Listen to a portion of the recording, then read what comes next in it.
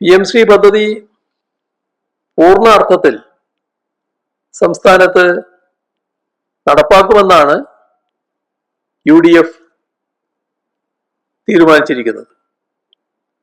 Model സ്കൂളുകൾ സ്ഥാപിക്കാൻ നൽകുന്ന ഫണ്ട് അത് സ്വീകരിച്ചുകൊണ്ട് അതിൻ്റെ വ്യവസ്ഥകൾ പ്രകാരമുള്ള പാഠ്യപദ്ധതി ഒഴിവാക്കാൻ എങ്ങനെ കഴിയും? അത് മുഖ്യമന്ത്രിയും വിദ്യാഭ്യാസ മന്ത്രിയും വിശദീകരിക്കേണ്ടതായിട്ടാണ് ഇരിക്കുന്നത്.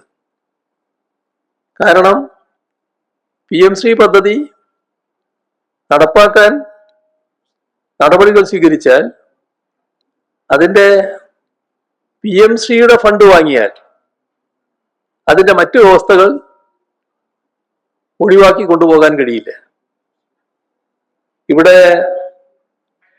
ജനങ്ങളെ അതോടൊപ്പം തന്നെ UDF-ന്റെ അണികളെയും ഒരുപോലെ പറഞ്ഞു പറ്റിക്കുന്ന നിലപാടാണ് ഇവർ സ്വീകരിച്ചിട്ടുള്ളത്. LDF-നെതിരെ വലിയ തോതിലുള്ള നുണപ്രചരണം BJP-യുമായി ഡീൽ എന്ന് പ്രചരിപ്പിച്ചവര് ഇത്തരമൊരു നിലപാട് സ്വീകരിക്കുമ്പോൾ ആദ്യം ചെയ്യേണ്ടത് ജനങ്ങളോട് കാര്യങ്ങൾ തുറന്നു പറഞ്ഞ് മാപ്പ് പറയലാണ്. പാഠ്യപദ്ധതിയിൽ സംഘപരിവാർ അജണ്ടകൾ കുത്തി നിറക്കുന്ന PM-ശ്രീ പദ്ധതി LDF BJP ഡീലിന്റെ ഭാഗമായി കേരളത്തിൽ നടപ്പാക്കുകയാണ് എന്ന് സ്വന്തം അണികളെയും ജനങ്ങളിൽ ഒരു വിഭാഗത്തെയും തെറ്റിദ്ധരിപ്പിക്കാൻ ശ്രമിച്ചവര്, അത്തരം കാര്യങ്ങൾ വിശ്വസിപ്പിക്കാൻ ശ്രമിച്ചവര് ഇപ്പോ അധികാരത്തിലേറി ഉടനെ തന്നെ നയം മാറ്റിയിരിക്കുകയാണ്. നേരത്തെ പറഞ്ഞതുപോലെ മുസ്ലിം ലീഗാണ് വിദ്യാഭ്യാസ വകുപ്പ് കൈകാര്യം ചെയ്യുന്നത്. ഇവിടെ സ്വന്തം അണികളെ പിന്നിൽ നിന്ന് കുത്തുന്ന നിലപാടാണ് കോൺഗ്രസും ഇന്ത്യൻ മുസ്ലിം ലീഗും UDF ആകെയും ഇക്കാര്യത്തിൽ സ്വീകരിച്ചിരിക്കുന്നത്. നമ്മുടെ സംസ്ഥാനത്ത് ഈ പദ്ധതി നടപ്പാക്കുന്നതിന് എന്തിനാണ് വാശി കാണിക്കുന്നത്? സംഘപരിവാറിന് കീഴടങ്ങി ജനങ്ങളെ ഒറ്റുകൊടുത്തതിന് കേരളത്തിൽ ലഭിക്കുന്ന ബ്ലഡ് മണിയായി PM-ശ്രീ ഫണ്ടിനെ കാണുന്നവരെ കുറ്റപ്പെടുത്താൻ കഴിയുമോ? ഇത് തീർത്തും വഞ്ചനാപരമായ നിലപാടാണ്.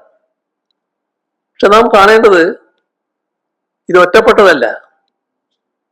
തുടക്കത്തിൽ ഞാൻ പറഞ്ഞു, കോൺഗ്രസ് ഭരിക്കുന്ന മറ്റു സംസ്ഥാനങ്ങളെല്ലാം ഇത് അംഗീകരിച്ചതാണ്. അപ്പോൾ കോൺഗ്രസിൻ്റെതായ വഴിക്ക് കോൺഗ്രസ് നീങ്ങുകയാണ്. കോൺഗ്രസിന് PM-ശ്രീ പദ്ധതിയോട് വലിയ വിയോജിപ്പില്ല. അതുകൊണ്ടാണ് മറ്റ് സംസ്ഥാനങ്ങളിൽ PM-ശ്രീ പദ്ധതി നടപ്പാക്കുന്നതിൽ പങ്കാളിയായി കോൺഗ്രസ് മാറിയത്. കേരളത്തില് LDF ഭരിക്കുമ്പോൾ PM-ശ്രീ എതിർത്തു എന്നുള്ളത് ശരിയാണ്. പക്ഷെ അത് PM-ശ്രീയോടുള്ള എതിർപ്പായിരുന്നില്ല.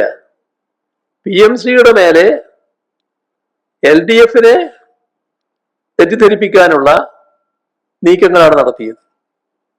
ഞാൻ ആ ഭാഗം നേരത്തെ വിശദീകരിച്ചു കഴിഞ്ഞു, കൂടുതൽ ആവർത്തിക്കുന്നില്ല. LDF-ന് PM-ശ്രീയോട് യോജിപ്പുണ്ടായിരുന്നില്ല.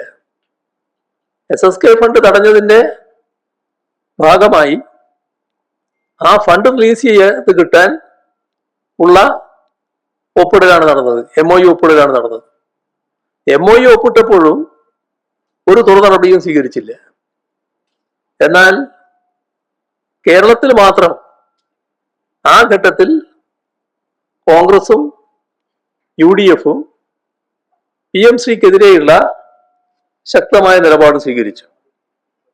ഇവിടെ വിദ്യാഭ്യാസ രംഗത്ത് BJP സർക്കാർ നടപ്പാക്കുന്ന കാവ്യവൽക്കരണ അജണ്ട അത് ശരിയായ രീതിയിൽ എതിർക്കാനുള്ള ആർജവം രാജ്യത്ത് ഒരിടത്തും കോൺഗ്രസ് സർക്കാരുകൾ കാണിച്ചിട്ടില്ല. അതാണ് നാം കാണേണ്ട കാര്യം. അതേ മാതൃക കേരളത്തിലും ആവർത്തിക്കപ്പെടും എന്ന ആശങ്കയാണ് ഇവിടെ നേരത്തെ മുതൽക്ക് ഉയർന്നത്. PMCയോടുള്ള അവരുടെ നിലപാട് വ്യക്തമാക്കിയ ഘട്ടത്തിൽ തന്നെ ഈ ആശങ്ക പൊതുസമൂഹത്തിൽ ഉയർന്നിട്ടുണ്ട്.